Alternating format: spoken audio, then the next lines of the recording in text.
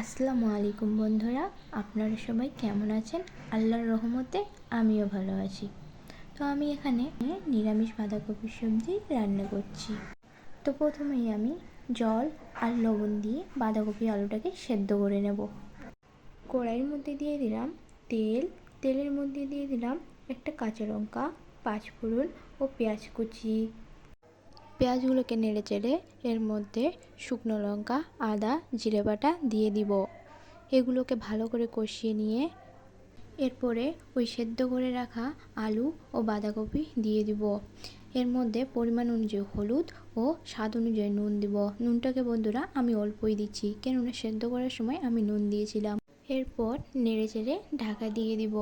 জলটা যখন অল্প পরিমাণে থাকবে তখন একটা টমেটো কুচি দিয়ে ভালো করে কষিয়ে নিয়ে জল দিয়ে দিব। তো কিছুক্ষণ পর আবারও ফিরে আসছি। তো দেখুন বন্ধুরা, আমার তরকারিটা হয়ে গেছে। এটা জাস্ট ভাত, রুটি ও পরোটা তিনটারই সঙ্গে জমে যাবে।